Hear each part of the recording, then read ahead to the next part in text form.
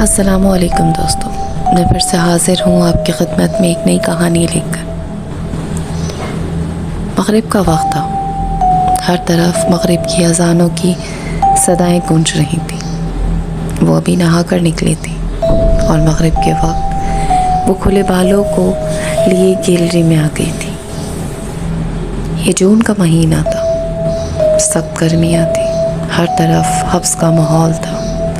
तभी उसे अपने करीब ठंड का एहसास हुआ। बाल हवाओं में ज़ेरे असर उड़ रहे थे। वो दोनों हाथों को एक दूसरे में पेवस करके फूंके मारने लगी।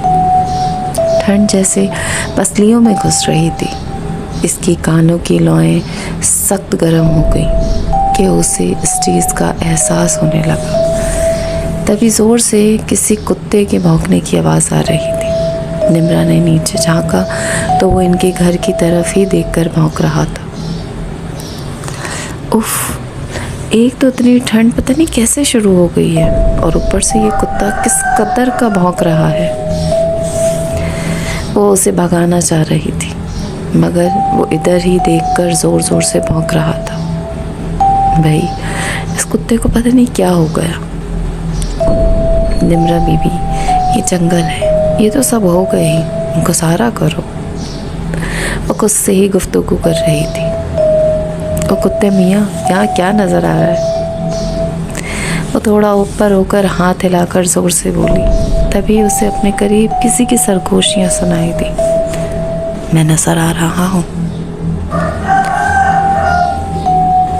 उसे अपने पीछे कोई मर्दाना आवाज़ सुनाई दी। वो घबरा सी गई और ख़ुद में सिमट गई। निम्रा को ये आवाज़ बहुत ही अजीब सी लगी। वो दिल ही दिल में डर रही थी। इसने गहरी सांस ली और पलटी। उसे वहाँ किसी का साया नज़र आया और गायब हो गया। ये कौन था और कहाँ गया? वो हैरत से इधर उधर देखने लगी।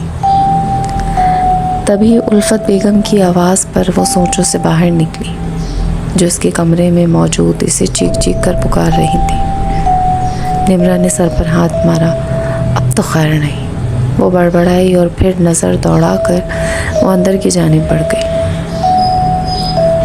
तुम कहाँ गई थी और ये क्या हालत बनाई है? दुपट्टा कहाँ है? बाल क्यों खोले हैं? तुम्हारे पापा को मना किया था यहाँ घर ना ले, शहर ही ठीक है। एक तो जंगल और ऊपर से घर के सामने एक कब्रिस्तान। मुझे हर घड़ी खौफ रहता है कि जवान जहान लड़की है और ये जंगल। या अल्लाह, मैं क्या करूं? वो सर पकड़ कर बैठ गई।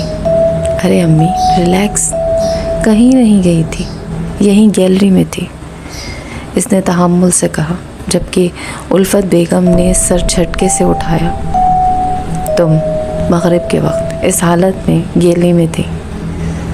निम्रा, मैं क्या करूं तुम्हारा?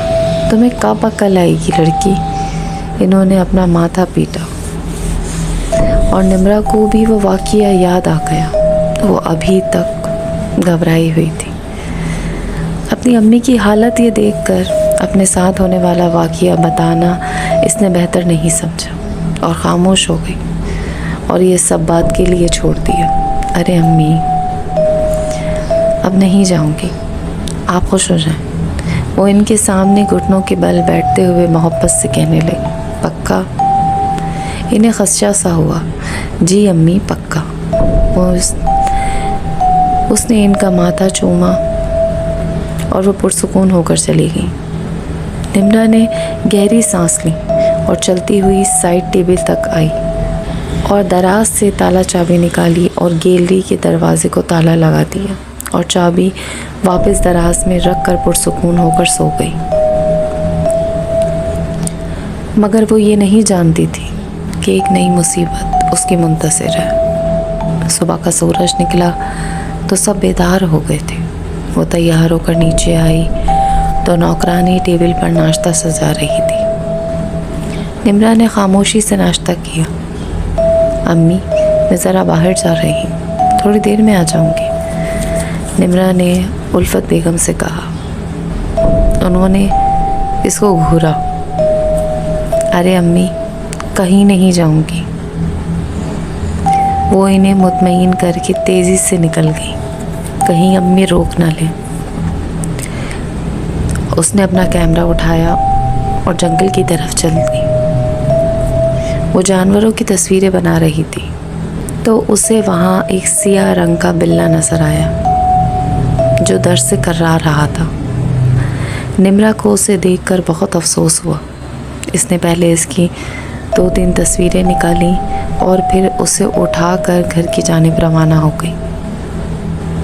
अभी वो घर में दाखिल ही हुई थी कि दरवाज़ा खोलते ही उसकी नज़र उसकी अम्मी पर पड़ी। उसकी अम्मी उसे घूर रही थी और उसकी मुंतज़िर थी। इसने नफ़ी में सर हिलाया और घर में दाखिल हुई। निम्रा, ये किस मनहूस बिल्ले को ले आई हो? वो उसे टोकती हुई बोली। बिल्ले ने इन्हें बुरी तरीके से घूरा। अरे अम्मी, इसे चोट लगी है, ठीक हो जाएगा तो इसे वापस जंगल में छोड़ आऊँगी। वो इन्हें तफसील से आगाह करती हुई चली गई। या अल्लाह, इस लड़की को हिदायत दे।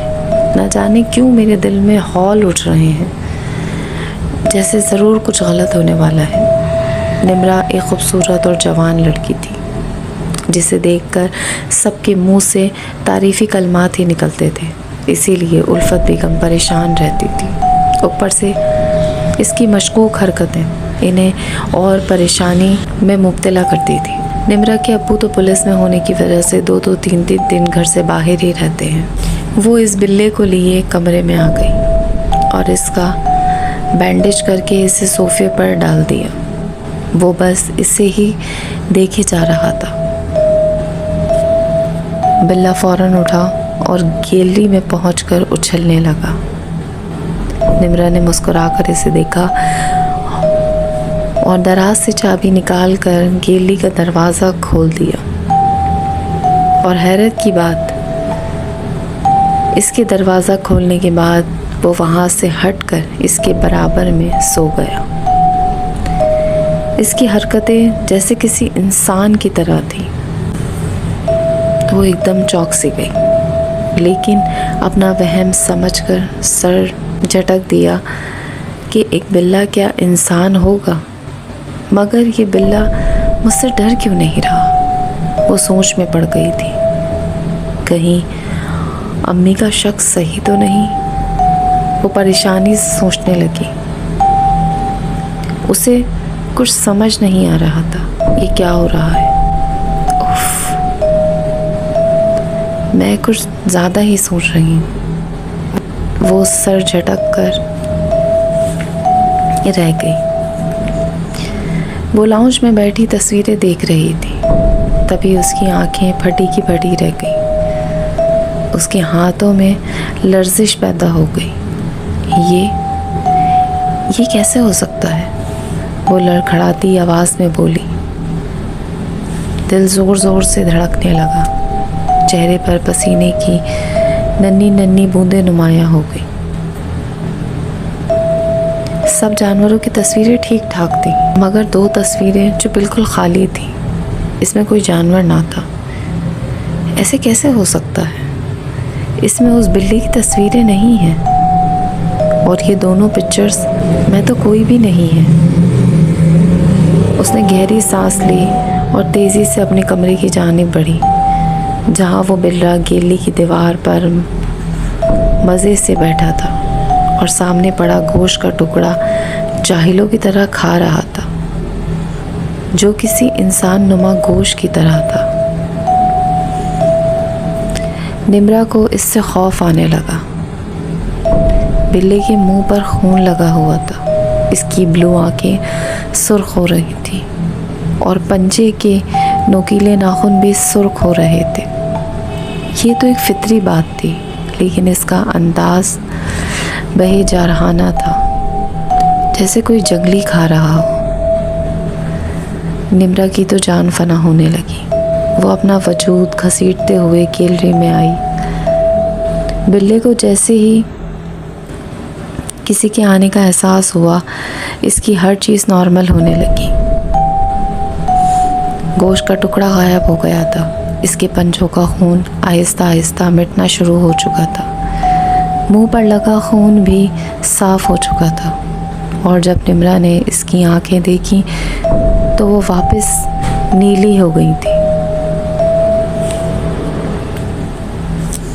निम्रा ने इसे फ़ौरन उठाया और तेज़ी से कमरे से निकलकर सीढ़ियों की तरफ आ गई और सीढ़ियों से उतरने लगी। इसे अपना होश ना था, बस इसे इस बिल्ले को वापस जंगल में छोड़ना था। उल्फत बेगम इसे पीछे से आवाज़ें दे रही थी, मगर उसे अभी बिल्कुल होश नहीं था। इसके जहन में वो मंज़र तेज़ी से गर्दिश कर रहे थे। किसी की आवाज़ इसे सुनाई नहीं दे रही थी। सुनने समझने की सलाहियत मफलूज हो चुकी थी। इसने अपनी भागती टांगों को जंगल में आकर ही ब्रेक लगाया था। इसने बिल्ले को फेंकने के अंदाज में नीचे रखा, जिससे इसने एक ज़ोर की दहाड़ निकाली थी। निम्रा सहम कर 2 कदम पीछे हट गई और पलटकर भागने लगी थी। बिल्ली की दहाड़ें तेज़ तर तेज़ हो रही थी। निम्रा ने पीछे मुड़कर ना देखा। इसे लगा कि इसे पीछे पलट कर देखा तो वो बिल्ला इसे छोड़ेगा नहीं, वो शायद इसे मार डालेगा। इसकी सांस फूल रही थी। पाँव दौड़ लगा लगा के शल हो चुके थे। ऐसा लग रहा था कि इसने कोई माराथन रेस में हिस्सा लिया है। अगर वो रुकी तो हार जाएगी, और अगर वो रुकती तो वाकई हार जाती। रेस नहीं मगर ज़िंदगी ज़रूर हार जाती। इसने घर आकर ही सांस बहाल की और दरवाजे की चौखट पर गिरकर बेहोश हो गई थी। चूँकि आज इतवार का दिन था, इसलिए निम्रा के अब्बू अशरफ साहब की छुट्टी थी। वो लाउंज में बैठे अखबार का मुताला कर रहे थे। किसी के गिरने की आवाज़ पर इन्होंने अपना सर अखबार से निकाला तो निम्रा को पड़ा देखकर घबरा गए। निम्रा मेरी जान। वो तड़प कर इसके पास आए और इसे उठाकर ऊपर की जानिब भागी।